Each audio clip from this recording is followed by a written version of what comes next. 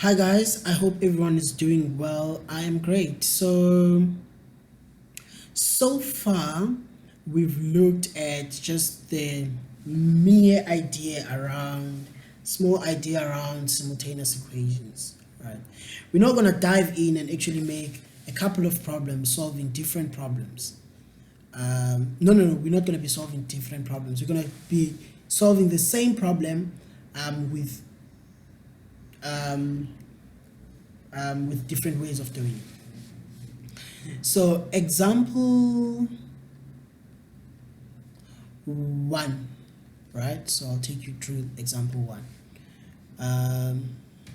So anyway, so suppose that you are given you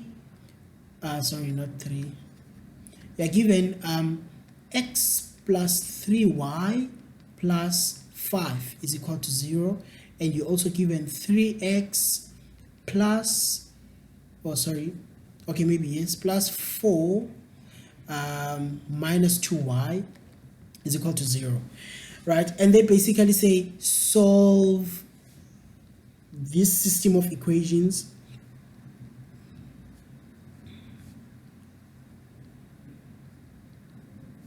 simultaneously, right? So that's basically the instruction.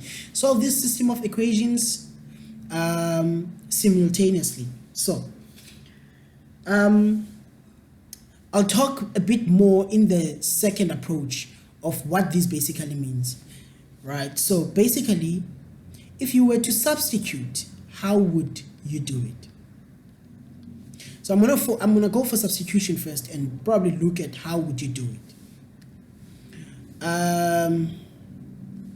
Yes. So what you have here is x plus 3y plus 5 is equal to 0. That's your equation number 1. The second one is that you have 3x plus 4 minus 2y. That's equation number 2.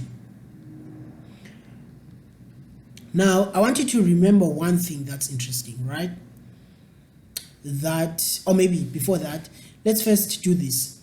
So when you use substitution, you want to make one variable a subject, right? So basically number 1, or maybe one point is that make one variable a subject. Make one variable a subject of the formula, right? Of course, in that situation, you will choose an easy one. Do you see this 3x? It's difficult to make x the subject because you're gonna have to divide by this 3. Also with the y, it's difficult to make y the subject. It's not the easiest, right? Let me just put it that way. However, in this case, it might be easy. So you'll say from equation 1, this is what you can do. You can say x is equal to 3y plus 5. Let me actually do this properly. That was incorrect. So you'll basically take your 3y and your 5 to the other side. So they're going to be minus 3y plus, minus 5, sorry. Ooh, my math is becoming what? Okay, anyway, you'll take the minus 5 to the other side, so it's going to become minus.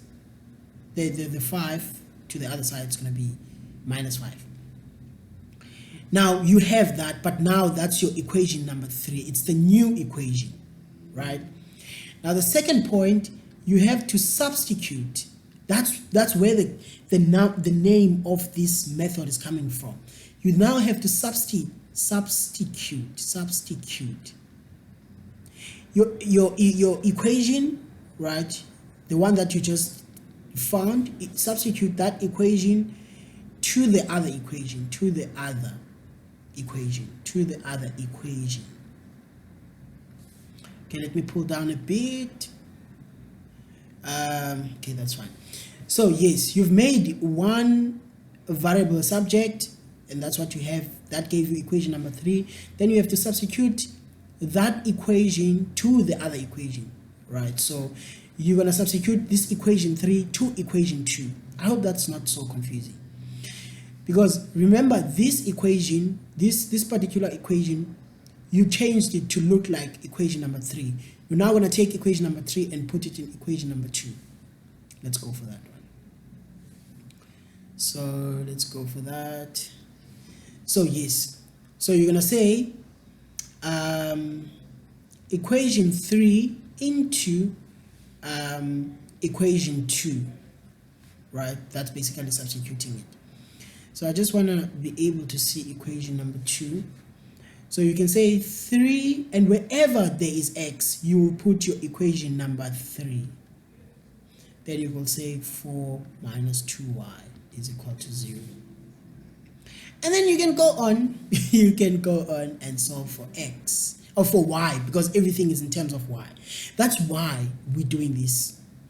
We want to have that equation that is in terms of y, substitute it wherever there is x on the second equation, so that our equation, this statement can only have the y's, and then you can just solve like normal, right? So this is going to be minus 9y, that's going to be minus 15, you're going to have a plus 4, you're going to have a 2y is equal to 0.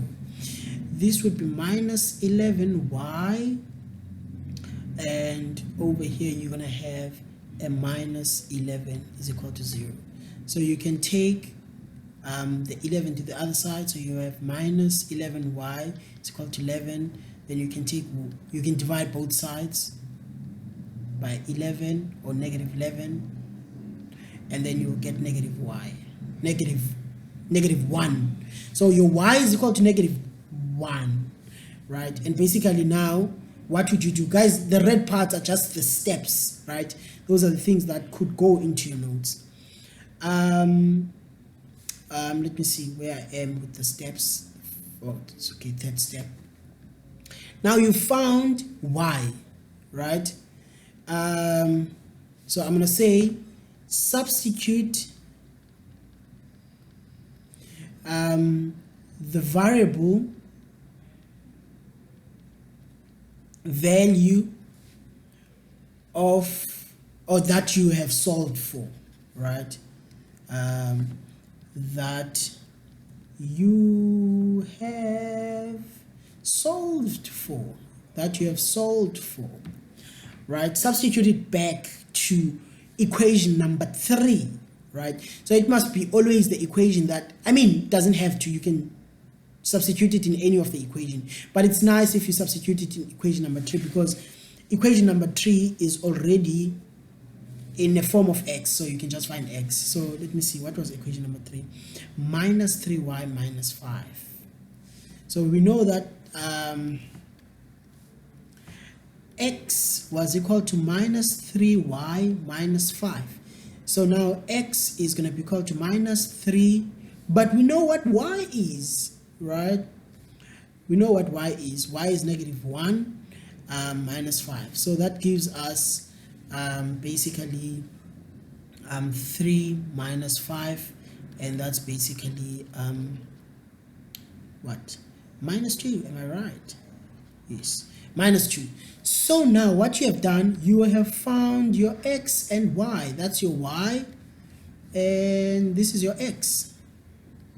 This is your x. Anyway,